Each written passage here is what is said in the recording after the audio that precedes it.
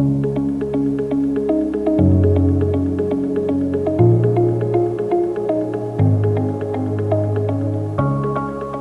to the podcast. I am Shane Barker, your host of Shane Barker's Marketing Madness podcast. Today we'll be discussing how PR and content work together. My guest, Amy Higgins, is the Director of Content Marketing at Sojern, a media company that specializes in data-driven travel marketing. She's also a member of the Red Curtain Addict and a judge at Content Marketing Awards presented by Content Marketing Institute.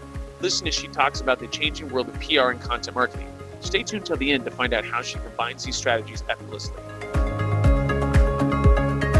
Just to kind of get a foundation of you as an individual and like that kind of stuff. Yeah. So where did you grow up? Like, where are you currently? How about that? Let's start there. Okay, so I'm in San Francisco currently. I've been here, not to date myself, over a couple of decades. What did you move when you were like 4 or something? Exactly. Yeah. Very young. You were a mover and a shaker at an early age. So I didn't know you were in San Francisco. I'm in Sacramento. I'm in San Francisco. I know. I'm like, I just want to look out my window because maybe I could see you. My brother lives in San Francisco. Not that you would know him because I know San Francisco is a huge city. It's small at the same time. Yeah, that's true when it comes to, I guess, content and the world of marketing. So you lived there a few decades. Yeah, a few decades. Seen the .com boom, bust, boom again. Man. Wait for the bust. That's it. Just up and down, up and down, up and down. And you've been a part of it. You're like on the roller coaster and just probably riding a little more straight, but. Yeah. Well, I wasn't a part of the first .com boom or bust, but I saw everything of it. You did. You saw the aftermath and you thought, you know what, I want to be a part of that. I want to be there for the next one, right? I want to be there when it all burns down. That's it. When I want to be the one with the match or at least somewhere close, right? I mean, that's from a pyro perspective. I'm trying to think of everybody. So cool, but did you grow up in San Francisco? No, I grew up in Galveston, Texas. Galveston, okay. Here goes a fun fact. Well, the fun fact is I don't know when this podcast is going to come out, so I'm going to sell you something, and this could happen a month later. But I'm actually going to Austin in 1 week now. I've never been to Austin. Oh, you would like Austin. I love Austin. So this is the thing. I don't know why. Like, I'm a big food, music, let's hang out, let's have some fun person. And there seems to be this thing of people that I've talked to. There was this common line of people that were from Austin, and they're like, oh my God, you've never been to Austin? And I got so tired of telling people that I've never been to Austin that I literally planned a trip to Austin just so I can tell people from Austin that I've been to Austin. There you go. I'm all about potential problems and solutions, sister. I mean, I go in, I'm like, you know what, I'm just going to plan this trip. I hate saying no. Yeah, well, I'm terrible at that too. I feel like you do know me. Yeah, and so I'm literally going to Austin, and I couldn't be happier. Like, of course, I've got some, big commerce, and I got some other clients that I'm meeting with, but the exciting part about it is I'm like, I don't know. There's so many groups of people that I know that I didn't realize were in the Austin area until I started kind of looking it up. And I was like, my gosh, I'm going to be there 4 days and it's not enough time to shake enough hands and kiss enough babies. So I don't know, but I'm really excited about it. Like, anyways, I'm kind of pumped. So shout out to Texas and everybody in Texas. Well, Austin is its own unique island away from the rest of Texas. That's what I heard. From a cultural perspective. Yeah. Like I heard that it's kind of like I heard this. Have you ever been to Asheville, North Carolina? I don't know why I'm bringing this up. No. They call that like the San Francisco of the East Coast. And I don't know why I would think of Austin not as the San Francisco because it's obviously a very different landscape. Yeah. I guess if there's fun cities that I haven't gone to, it bothers me. Like I feel like I need to go there and figure out why it's fun. Yeah, me too. I'm going to go do my research. That's why you end up in San Francisco. So how did that all happen? Like, how did you end up in San Francisco?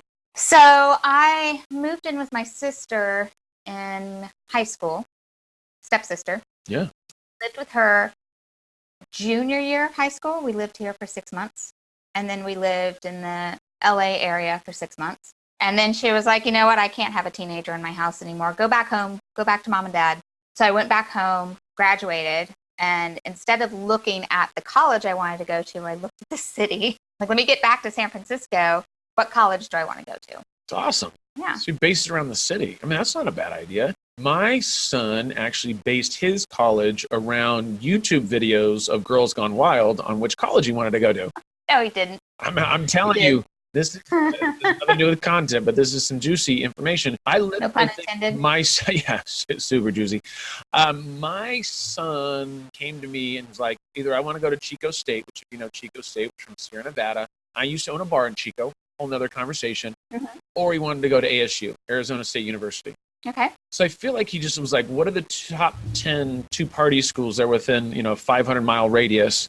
And then there's probably other ones. There's San Diego and some other ones, but I feel like those were the two options that he brought to the table for me. Interesting. So I think he picked his major not do because he wanted to be business, or he thought this is great. Like I would ask, like, what's the program like? And he's like, I mean, they're good.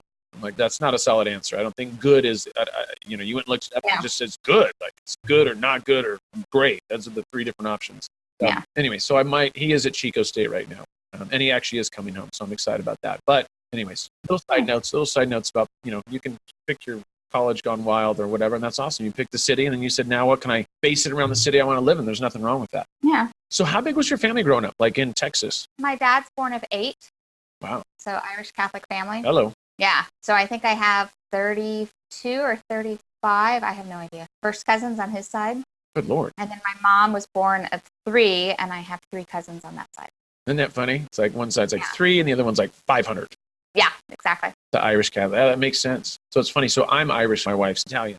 But we don't have like thousands of kids that we know about or like all these relatives. We got a good amount, but nothing like that. They were putting in work. Yeah. Definitely the population thing increased because of them. So tell us an interesting fact about your family, like something growing up that we wouldn't know. Obviously, it has nothing to do with content, but I'm just kind of intrigued by your Texas upbringings. So my grandmother on my dad's side, and I recently found this out like within the past couple of years. She came over with my grandfather from Ireland.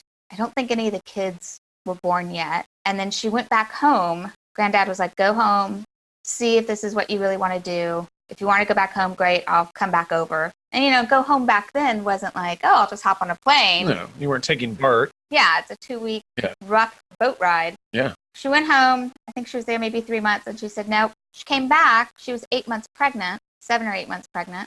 And she's like, nope, coming back to live here. This is it. But the funniest thing wasn't that she came back pregnant, was that she smuggled in whiskey in her petticoats.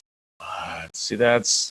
God, I want. Is your grandma? She's still around? No. Oh God, I would want to meet her because that's my kind of woman. I mean, not that we would eat or anything because I'm happily married, but that's awesome. So she bringing back the whiskey. She brought back the whiskey. So Galveston set up like they have their own historical society, and they set up an immigration port historical place. And my mother and my brother were walking through it, and my mom's like, "Hey, that's your father's family."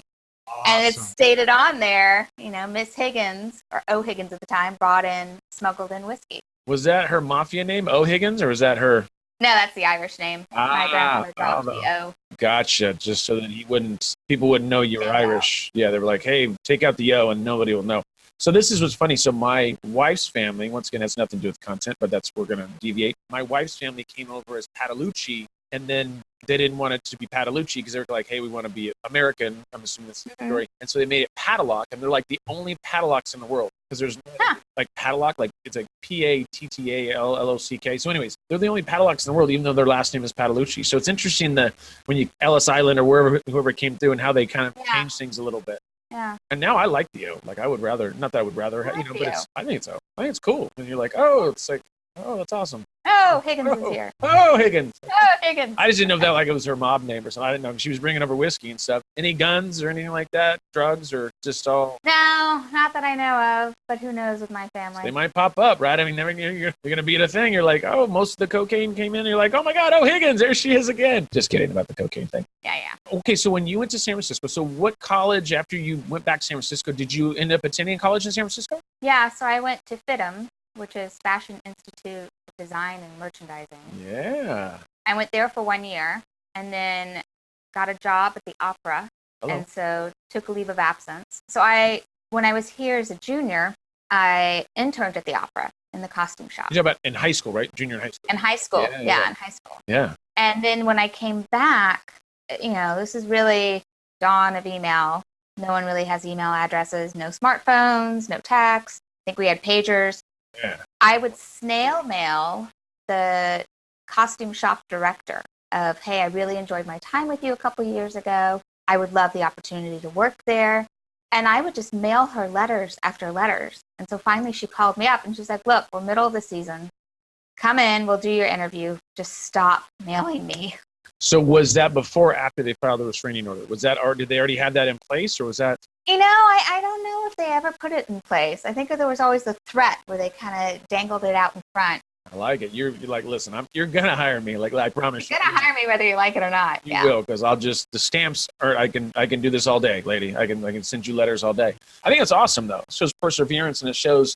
I have a few friends, and I've actually done that myself. Like where it's like I'm just gonna keep hitting you up until you give me an. Because also I think if I was an employer, that also looks at somebody that's really serious, right? Like obviously I'm serious because I'm like stalking you and writing you letters, right? Yeah. For all the people that don't know what letters are, I'll explain that. We'll put something in the bio on the bottom what a letter is and how you write it and stuff like that. Because it's kind of that's an old art form that we don't use anymore. Yeah. So now it's like, what do you mean? I would just send them a text message. I would WhatsApp them. Like, well, what does she mean writing a letter? It's an old form of like calligraphy and stuff. But we'll explain that later in the podcast. But so how did you go from the fashion industry, which obviously in San Francisco is, I've always been jealous of like my brother's style in San Francisco, even though it's very simple, but like you can tell people that live in San Francisco because they just always have a little bit of more swagger, I guess, right? In Sacramento, it's a little more, not conservative, maybe a little more conservative, but I always, the same thing with people in Europe, when you see me like, oh, that guy's from Europe, like, oh, that girl's from Europe. It's like, has that little distinct thing.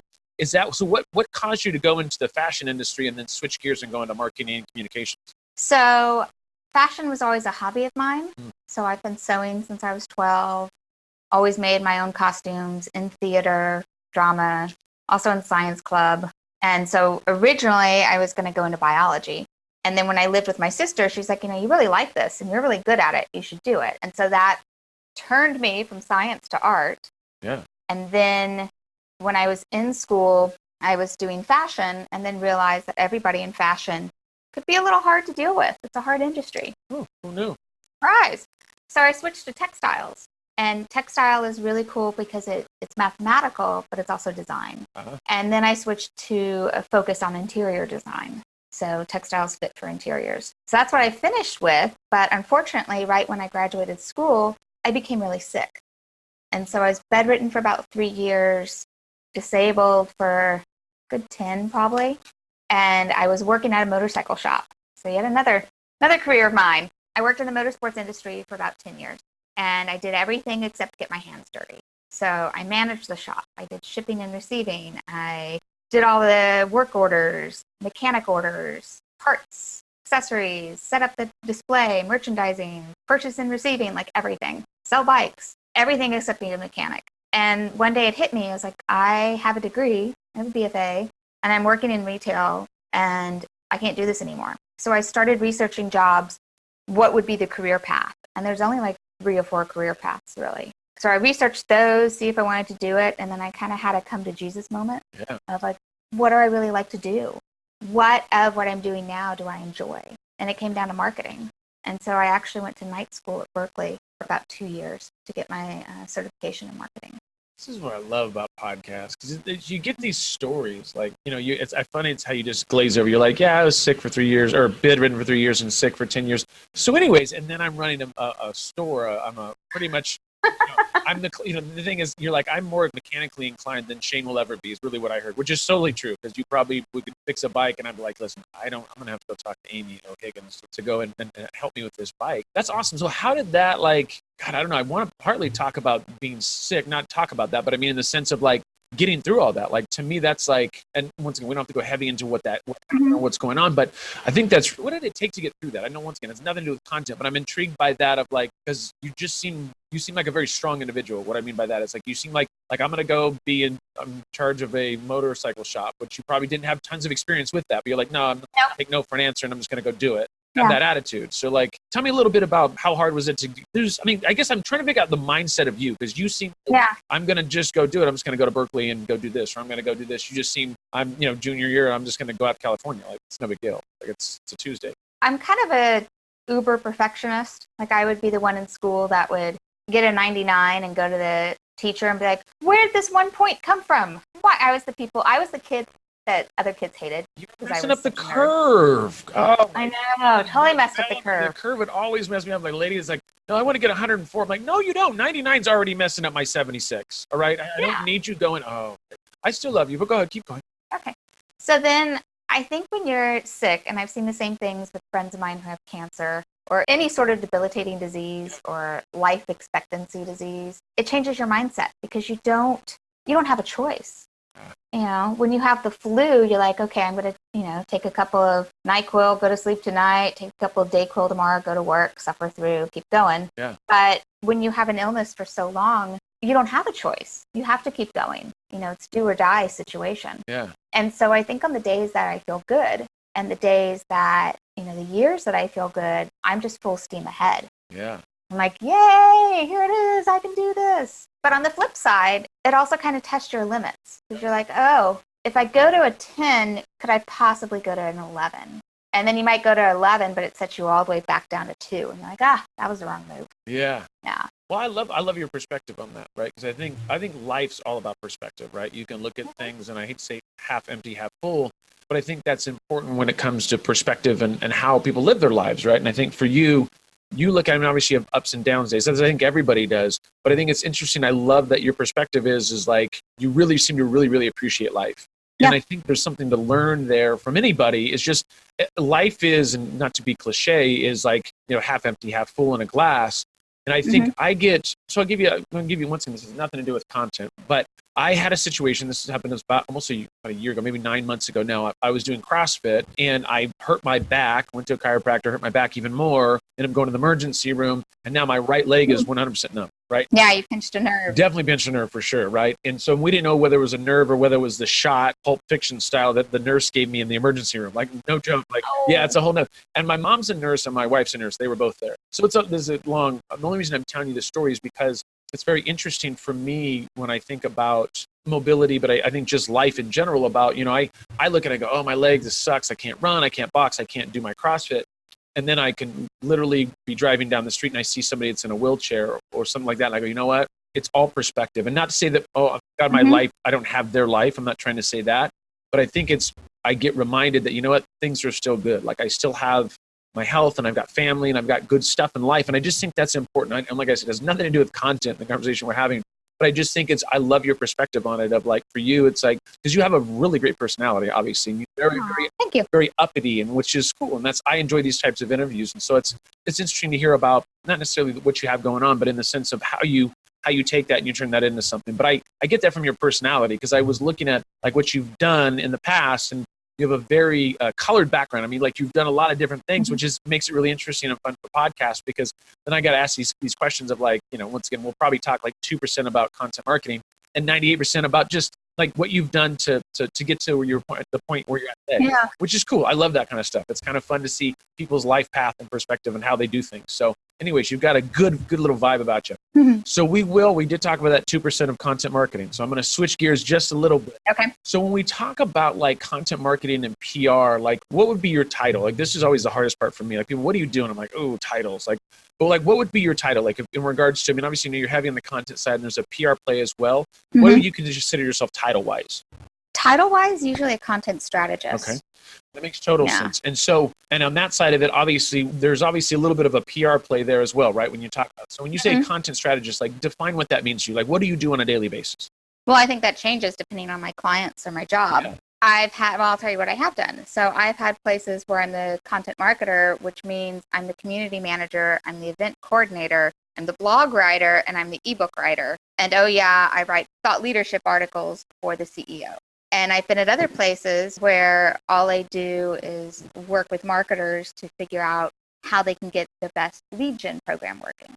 And so I might be working with a writer, a designer, a email marketer, a marketing analytics person, someone who can go deep into Salesforce or any of the marketing, you know, like Marketo or Eloqua, go in there and set up all the triggers. So it changes every day. Yeah. I think PR is starting to fuzz into content just as much as design is starting to fuzz into content, just as much as like product marketing is starting to fuzz into content. So it really just, it's who you're working with and how the team is built. Yeah. And I think that's what's interesting is that you kind of touch on a little bit. Is that what you enjoy about being a strategist, is that it's kind of different? Like, you, right? Yeah. For me, that's kind of what it is. That's why titles are so hard for me, because there's so many different things of different projects that we take on that I enjoy. So it's like, oh, I do a lot of influencer marketing. Okay, that's great. Well, we do a lot of content as well. Yeah, that's great. Yeah, we could do SEO. We can knock it out with that. So it's like, it's so hard to throw a title on that. But I like the content, which, I mean, really what you are is a project manager. You can project manage anything that needs to be project managed, what it sounds like. Or manage somebody or jump in there and do it. Like you're that person who's like, either I can write or I can hire somebody to write it, but at the end of the day, it's going to get done.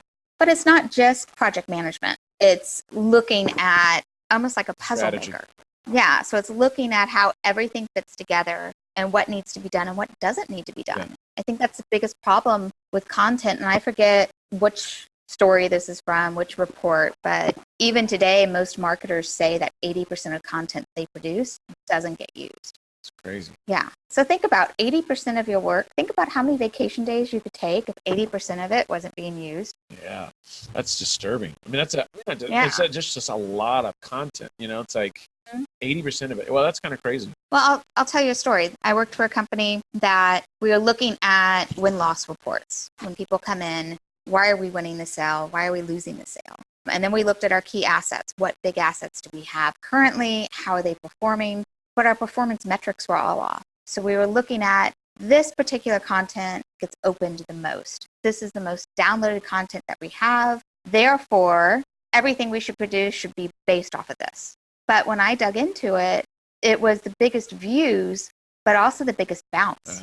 So it was written with a title that was very SEO friendly and written with, the first landing page that people are like, ooh, I want this. But then when they opened it up, it wasn't what they wanted. And I think that's almost worse, getting a customer, getting their expectations high and crashing them because they're never going to come back. Yeah. Rather than kind of halfway meeting their expectations. Yeah, I mean, it's, you have this with like PPC and landing pages, right? If you're looking for a blue widget and you go to a thing and it's a green widget, it's still a widget, but it's not the green widget you were looking for, right? So it's kind of that same deal of like, and that's, I think you get that with like clickbait stuff, where people are like, let me go read this. And you're like, I mean, I get that I used to write for some sites. I won't say who they are. You probably know who they are, but where we would, like all of their stuff was really clickbaity, where it's like, oh, let me tell you the 2 things that Bill Gates did to be successful. And then you read it and he's like, he was persevering and he was energetic. I'm like, really? Did I just to make billions? That's what I'm so confused on, and not that I probably should have been clicking on it not that I thought they were going to be like, listen, Shane, we're not going to tell anybody else, but we're going to tell you this is what he did to make billions. But it's like, they read that kind of stuff. It's like, man, that's just a disconnect. Like, why am I even reading this type of content? But that's interesting to see, though. It's where it's like, hey, this looked like this was the best piece ever. And yes, it is, but it's also the worst, right? So it's like, is that what you want to produce, right? So that's great. People are downloading it. But are they downloading it for the right reasons? And then they're getting disappointed, which is when she said, it's like, hey, we got this, looks great. Oh, nope. It's one thing to produce something that's maybe not phenomenal, but at least people get some good information. But it seems like there was just a huge disconnect between the downloads and the people that were actually obtaining the information. Yeah, exactly. It's kind of like if you hear a restaurant has starring reviews and then you go in and the food is subpar, you're never going to go back again. Yeah. But also, you're never going to trust that review site again. Yeah. And I think the review things are always interesting because of, the potential of getting fake reviews or, Yelp and some other companies that, won't give Yelp, say bad things about Yelp, but there's potentially things that, those reviews can really affect businesses either way, either positive or negatively. And I know with Yelp, a lot of times they'll go and offer advertisement if you need help with your reviews or if you need help to get them down a little bit, which is it is what it is. And we don't need to go heavy into that right now. But I think it's interesting, the whole review side of things and being able to, having that right. Reviews are so important when it comes to online businesses. And I think a lot of businesses miss that of like, oh, I can just ignore it. No, you can't and you shouldn't. And there's, these reviews are happening whether you acknowledging them or not.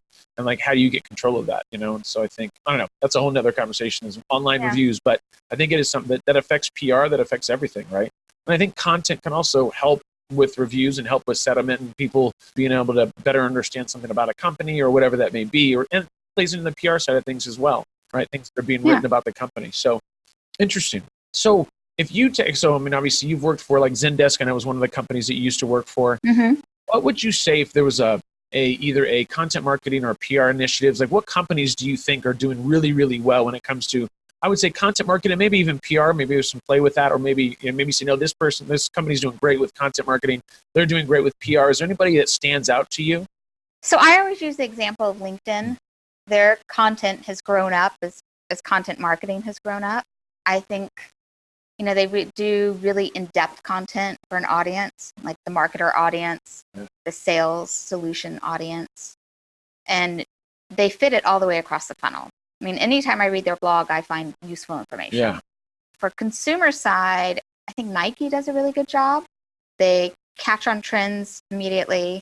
they go beyond what we normally think of content, like making sure that there's an app that you can track your exercise, that they give you exercise hints, they give you lifestyle hints. So it's not just buy our shoes, buy our clothing, but it's more of a lifestyle, buy our brand. Yeah, and I think we've seen that change, I would say, in the last, well, I know, I'll give you an example. So when we started writing my blog probably 7 or 8 years ago, our big thing was like, let's just offer value, right? Like, we don't need to talk about Shane's services all day because nobody cares about my services, right? What they care about is great information, and then I just happen to be there, right? Nike being that example. Hey, you want to do this? You want this? Hey, I want to track my steps. I want to track this. Well, Nike happens to be the solution for that, right? But what we're doing is going to educate you on what you do to be healthier. And now, naturally, you're probably going to go to Nike because you're on their website, you're seeing all their stuff, and there we go. It makes total sense to go buy the product. Yeah. So I think that I do love that, and I think I always recommend it's a longer-term play, right? We don't all have Nike budgets, but I think it's a longer-term play to educate the consumer and then let the consumer make the natural decision to come back to you if it makes sense, right? If you're writing content that's providing that much value. And it sounds like LinkedIn is a good example for you. When you start reading their content, you're like, God, every time I read some of their content, I'm pulling a good little nugget of information, right? Yeah. Which keeps you coming back. And I think same thing with Nike, offering great information. And then when I'm ready to buy the shoe that taps into my wristband that does this and my headband, and so that I'm all connected and ready to go on my run and make sure I'm getting some credits for it, then, there we go. Yeah, then it works. I think that's a huge shift that we have to do with content, is both on the B2B and B2C side, that it's really about education and knowledge, and you become the trusted resource. So it's not, hey, buy my stuff. It's more, listen to me. Yeah. And you don't want, just like how you don't want someone standing on the street yelling at you, you don't want a brand's content to stand on the street and yell at you. Yeah. We get what you do. We get the services. If we want to know about your services, and you have that accessible for them, but you don't need to shove it down their throat, right? I think that's the play, is like, hey, when you're ready. The only downside for me with this, and we do this and we always do with our clients, but is that, sometimes people are like, well, it's like to produce that kind of content takes a long time and this, that, and the other. It is a longer term play. I mean, I'll give you an example. Our site, I just this last year or two started like really, all of my stuff is inbound now. So, and what I mean by that is I spent how many years on my blog writing content and then developing the team out. And now we're seeing some really good stuff from it. So I think it's, once again, that is a longer term play, but I think it's the right play, right? It's like, I think it's a better way to go, because people, once again, they want to find your product and service they can, right? That's not the hard part. They know what you do. The good part is if you're obviously driven some great content, you're a storyteller, you got something going on there that you're keeping people's attention. Mm-hmm. And I think this stat hasn't changed for maybe 5 years, but Serious Decisions always says that by the time someone gets to I want to talk to a salesperson, or by the time they walk into a store or go onto a website to purchase something, B2C or B2B, they've already made up their mind 70% of the way. Yeah. And so having an outbound call, and someone calling up, hey, do you want to buy it? And it's like the old vacuum cleaner sales guy knocking on the door. No one wants it anymore. They want to go to, hey, Mr. Smith down the street. He knows how to clean anything. And, oh, yeah, I need a new vacuum, so I'm going to go down to Mr. Smith and buy it. Yeah. Yeah. Well, and that's, that plays into reviews. It plays into a lot of other things that go into that, right? To validate your product or your service of what you have. That's interesting. Yeah. I love that. So what would be free softwares that you can't live without? What are 3 of those that you think, man, if I didn't have these, life would be so much harder? So I've worked at many companies where I have zero budget. So that's very low. Yeah. I have to play around with what it is. I think having a CRM system, no matter which CRM system it is key. Yeah. Because you want to be able to track things. Having analytics is key, whether it be Google Analytics or Adobe Analytics. It's about to call it Omniture. It's not Adobe Analytics. Either one, and I'm a GA fan, that is key. And understanding how analytics work and how things are tracked and what you need to track and what you don't need to track, absolutely key. And then across teams, I think there's always some sort of team collaboration thing that's key. And even with clients, like sending them a Google Doc where they can put feedback directly in it, or you can put feedback at the same time. I've managed teams where you send it to one person and they edit it, and you send it to another person, they edit it, and you send it to another person, they edit it. And by the end, you've got to take all that stuff and put it back and get it together, and it ruins productivity. The last one I would say, well, actually there's two. So depending on what you're doing, some sort of SEO tool. Rather, like Moz has free ones, SEMrush, SEMrush, their free ones go a little bit, but their basic plan is so inexpensive that it's worth it. I find doing keyword tracking and seeing what your competition is up to is always key. And then for social media, if you really want to look at your social media, having analytics there. I'm a fan of Sprout Social. It goes deep. You can track everything from influencers to hashtags to competitors to responding and posting all at the same time. Yeah, I think it's funny when you talk about, I mean, the analytics, right?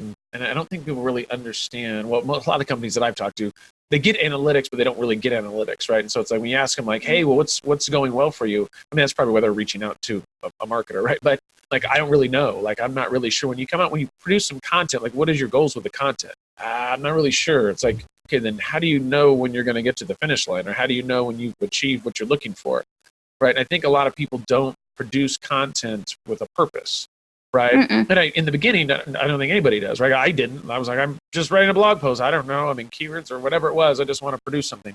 And then, but I think over time, if you're doing it the right way, it's like, what is the goal of this? And then how are we measuring those, right? With anything, not only just with influencer marketing, with SEO, with anything, like what are we looking at here, right? And what is the purpose of that? And then once again, is it getting great downloads, but is it also the one that people are having the biggest disconnect with, right? Which is something to take a look at. And things will change. I went to a company and they're like, oh, we do this quarterly report. It's amazing. It gives us tons of leads. And I looked at it and I was like, how? And so one quarter I put my head down. I'm like, I'm going to put 110 effort behind this. I'm going to pull all the levers, test all the buttons, do everything possible to make this thing explode. And what I found out quantitatively is we had a 0.001% download rate, lead rate. So from a marketing perspective, it wasn't generating any leads. Yeah. From a PR perspective, people loved it. We had very small, once in a blue moon we'd get an article, but not that much. And then from a qualitative perspective, now here's the key thing, is I went around to different departments and said, so we produce this amazing piece of content every year. Are you using it? How are you using it? Walk me through it. So we publish it. Where does it go on your team? And the majority of people, it was like hot potato. Oh yeah, it's great. I love it. But our team doesn't really use it. I think this team uses it. So I go to that team. Same thing. Oh, it's great. We love it. But we don't really use it. I think that team uses it. So everybody was praising it, going, this is awesome, but we don't use it. I love it, but I think John likes it a lot more, so ask John. Yeah, and then John's like, oh, no, I don't love it, so ask Steve. And then all of a sudden you went around full circle, and you're like, wait a second. Okay, so who likes it again? Why are we doing this? What was the point? And they're like, here comes Amy again. Here, give it to somebody else.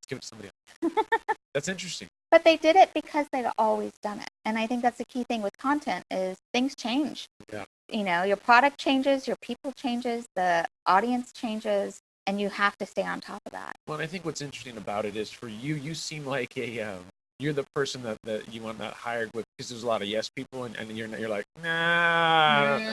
No. Sorry, guys. I'm not like, I'm going to look into this a little further. I'm like, oh, God, she's going to find out something that we don't know about, but just, damn it, Amy's here.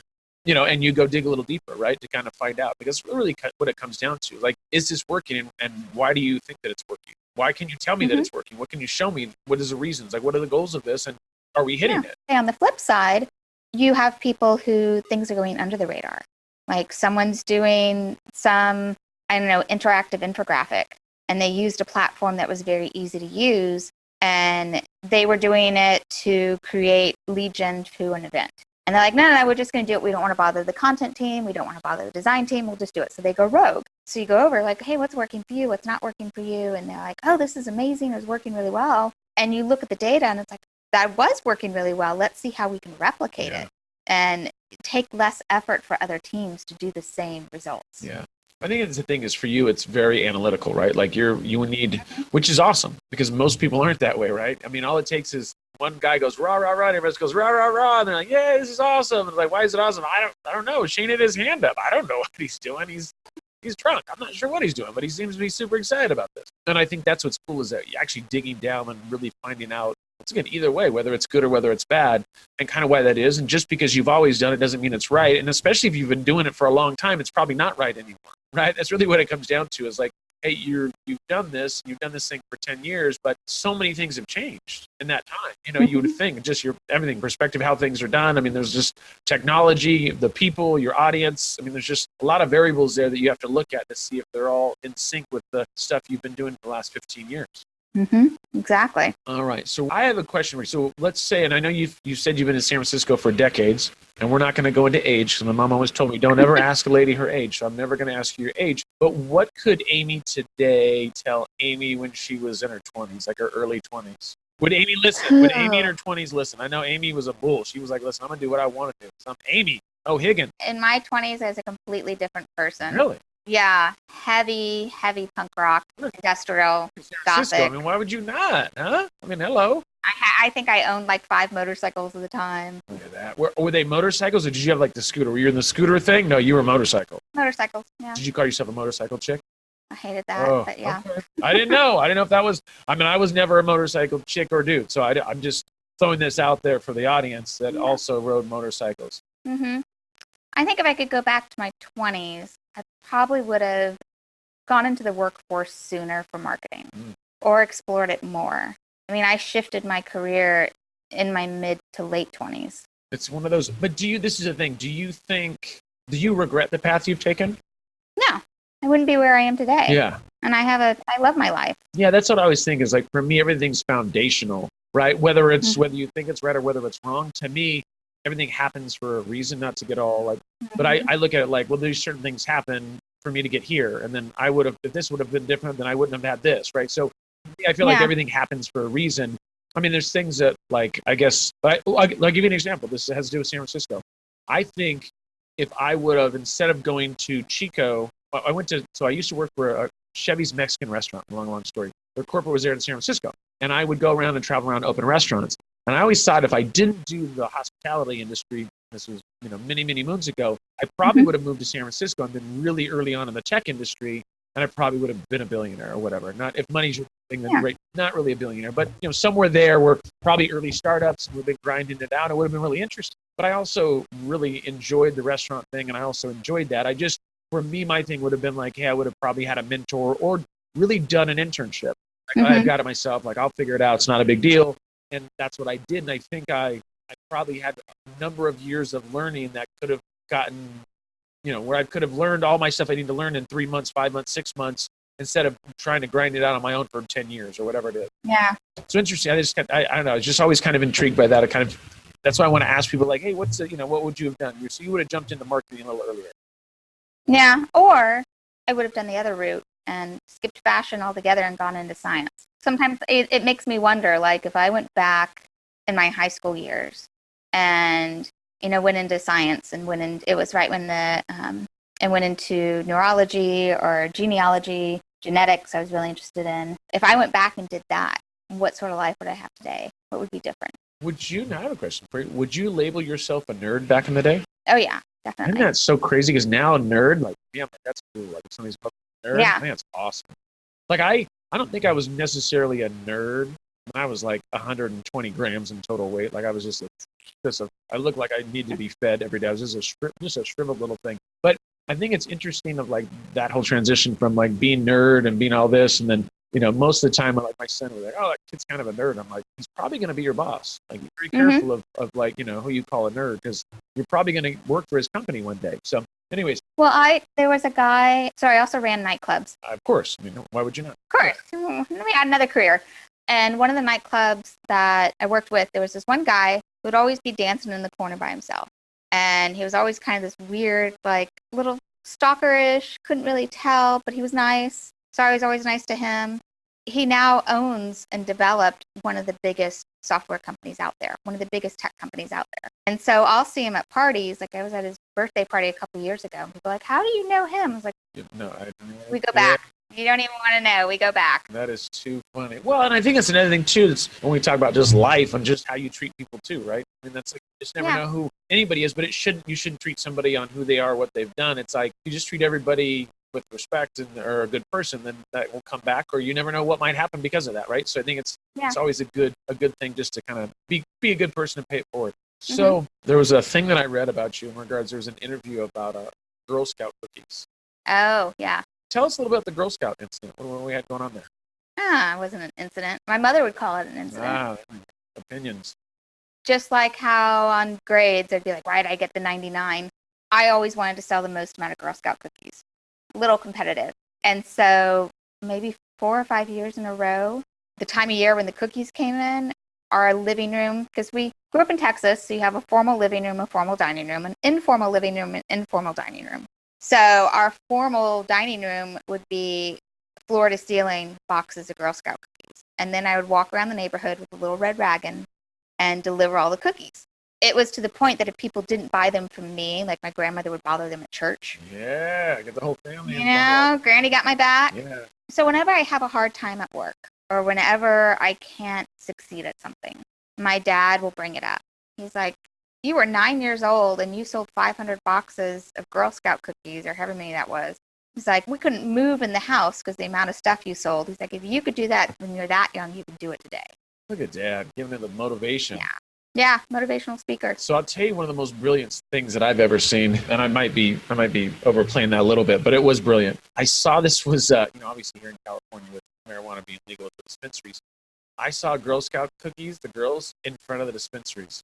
I remember that. I was like, oh my. Talk about knowing your target audience. Man, between you and I, you know how many boxes I bought that day? Oh, I mean, I'm just saying I was driving. That you saw how many boxes. It was a friend. I was taking a friend because he had anxiety. But yeah, I looked at that. I was driving by and I was like, that is brilliant. I think I actually pulled over and bought a few boxes. My wife's like, what are you doing? I'm buying a few boxes. That's brilliant. That kid is he's going to have the next big software company or something. Like, that's it right there. Yeah, I thought that was brilliant. Shout out to the Girl Scout cookies. I was like, man, that's awesome. I mean, the other place you could do it, which probably wouldn't be as awesome, is like in front of a Jenny Craig. Yeah, just in case you fall off that wagon, you're like, listen, we're here to support you. We're not going to judge you if you want to get a few boxes. I always laughed. There was, I worked night shift at a pizzeria in high school. And so you had the pizzeria, and then you had an ice cream shop, and then you had Weight Watchers or Jenny Craig or one of those, like all in a row. So that's I always look at how mini malls are built up. Yeah.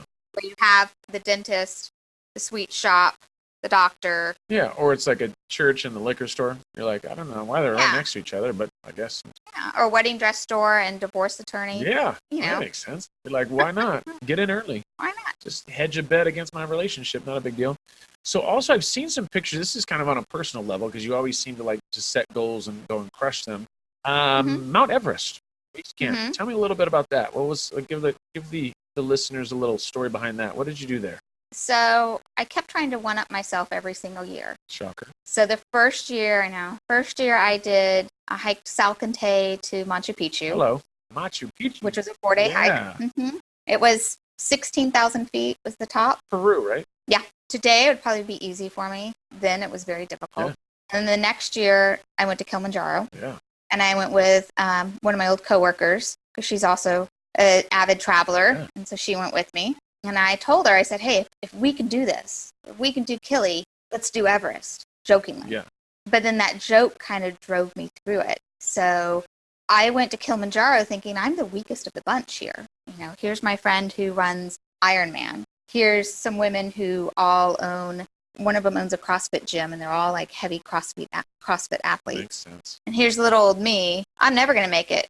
I made it to Kilimanjaro as the first one up, the only one to get to the top without getting sick. We'll be polite, put it that way. And when I got down, I was like, let's go to Everest. And so I booked a trip the very next year to the base camp of Everest, which was harder than Kilimanjaro. Oh, really? Yeah. Kili, the height gets you, and the height gets you in the last day. So you go from 15,000 feet up to 19,800. It's 19,838, I think is what it is. All like within 6 hours. And it's just devastating. Yeah. It was like an angel and a devil by the time I got up there. One side of me is going, what are you doing, you crazy woman? Turn back. And the other side is, you're almost there. You can do this. You haven't up yet. We're doing good. Yeah, we're fine. And then Everest was just as hard, but it was 15 days. And so you would have one hard day. You would have an easy day that was like up, down, up, down, up, down. And then you'd have a really hard day that's like up, up, up, up, up. And then you'd have a rest day. And then you would have another up, down, up, down, up, down. And then each stage kept getting harder and harder. And so it was, a good 9 days all the way up. And I got sick a number of times. There's one day that's 10-hour hike back down. I couldn't hold down food that entire hike. But they separated me from the pack. They're like, hey, go with this Sherpa. He's going to take you down. Go with the guide. You separate. So if you need to, go look at a rock, you can go look at the rock. I made it down over half an hour before everybody else. And the only reason was motivation, because where we were going was the Namche Bazaar, which is a trade city, a woman-owned trade city. Like women have the stance there, not men. Nice. Which was also interesting. Part of the Sherpa culture. So I made it there half an hour early because there was a shower and there was a Western toilet and there was a bed with a mattress. What? Yeah. I was like, oh, comforts of life. Take me there. Yeah. See, for me, that'd have been like, listen, we have a 6-pack of Guinness at the end of this thing, but you got to get there fast. I'm like, okay, I'm ready. Let's do it. I'm motivated. Let's do this. I'm all in. So cool. So obviously we've talked a little bit about your hiking and your traveling. If you could, if money wasn't an issue, where would you live and why? Money wasn't an issue. I'd probably live in Thailand. Ooh, where in Thailand? Outside of Chiang Mai. Okay. I'd probably live in the hills, about an hour away from town. I didn't go to Chiang Mai. My brother and my dad did, but I've been to Koh Samui and I've been to Bangkok, and that was all really, really fun. Yeah, I love traveling. Yeah. Like I try to, like my speaking events that I do, I like try to move them around whatever country I want to go to. Like, oh, that's awesome. Yeah, I try. Yeah, for me, it's like, oh, hey, I heard you guys are having a local event in, Qatar. I'm like, well, yeah, kind of. Like, yeah, I want to speak. Like, hey, let me come on out. And they're like, all right, I guess, and whatever you want to do. Okay. Like, not for a month. We're just doing this on Tuesday. I'm like, no, it's fine. It's okay. That'll be fine. Don't worry. Just invite me out. Just pay for the plane. We'll be fine. Get out somewhere in the middle. Yeah, I do. I was bit by the travel bug a long time ago. My dad and my family, I went to school in Costa Rica, which is a whole nother story, about 20 years ago. No, 25 years ago now. Jeez, it's been a little while. But and so that's kind of got me into the whole traveling thing. And I saw your little paintings behind you, so I knew you had a little bit of culture and the whole San Francisco vibe. Awesome. So this is going to be this is the sad part. This is the end of the podcast. I know this is kind of like that part. Yeah, I know. This is like we're. Yeah, I feel like we're breaking up. What are we going to do after this? Like, I don't know. I guess we'll just figure out custody for the kids. So I have, let's say if you were going to dinner, what would be 3 people? And I have a feeling you're going to have a very eclectic group of people at your table, which I would hope that somehow I was involved in this dinner if there was 3 other people. Mm-hmm. What 3 people would you invite to dinner? It can be dead or alive. If you were going to have dinner with anybody and you said, listen, this is going to be one night, whatever, hour, 2 hours, dinner, who would you have? I would go for the conversation, not with me, but with them. So I would love to have Shostakovich, to hear about his time during the war and just, the symphonies he creates. It's one of my favorite composers. And then I would probably have someone like Monet to look at, someone from the arts and Impressionist period, because Impressionists, especially in Paris, they have this own little vibe and this little tribe together. And so to get that would be really interesting. And then I think I would do someone that's a little newer, like Martin Luther King, or someone who's trying to drive change in civil society. Yeah. I wouldn't have guessed those exact ones, but I knew that yours would have been like these, like, all from these, like, I want this person from here, and then this person from this era I want to know. I could have guessed that. You're a very interesting individual, Amy. This was an awesome interview. I think taking the time today. Of course. And I'll have to reach out to you when I come out to San Francisco and I'm holding little Noah. Maybe we'll come out and have a coffee or something like that. Definitely. Yeah. Awesome, Amy. Well, thank you so much for the interview. If anybody needs to get in contact with you, what's a good way to get in contact with you? Twitter or LinkedIn is always really good. And my handle on both of them is Amy W. Higgins. Not O. Higgins. Not O. Higgins. W. Higgins. Well, cool, Amy. Have an awesome rest of your day. Thank you so much for the interview. You too.